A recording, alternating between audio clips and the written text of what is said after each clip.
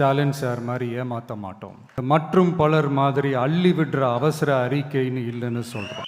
திமுகவும் மற்றும் பலரும் ஒன்றுதான்னு நாம் சொன்னோம் இல்லையா? அது ஏன்னு உங்கள் எல்லாருக்கும் புரிகிற மாதிரி ஒரே ஒரு காரணம் சொல்கிறேன். 2 பேரும் விட்ட தேர்தல் அறிக்கையை எடுத்து பாருங்க. ஏதாவது 1-2 பாயிண்ட்டு கொஞ்சம் ஒரே மாதிரி இருந்தால் பரவாயில்ல. ஆனால் என்ன பண்ணியிருக்காங்க தெரியுமா? ஒருத்தர் 10,000 கொடுத்தா இன்னொருத்தர் 8,000க்கு கூப்பன் கொடுக்குறாரு. ஒருத்தர் ஃப்ரிட்ஜு கொடுத்தா இன்னொருத்தர் ஃப்ரிட்ஜு வாங்க டோக்கன் கொடுக்குறாரு. 2 பேருமே மீனவர்களுக்கு 12,000 ரூபா கொடுக்குறாங்க.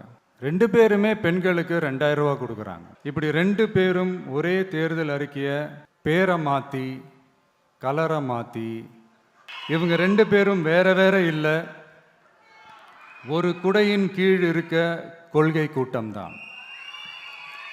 ஆனால் இந்த 2 ஊழல் கூட்டம் மாதிரியெல்லாம் நாம் ஏமாற்றவே மாட்டோம்.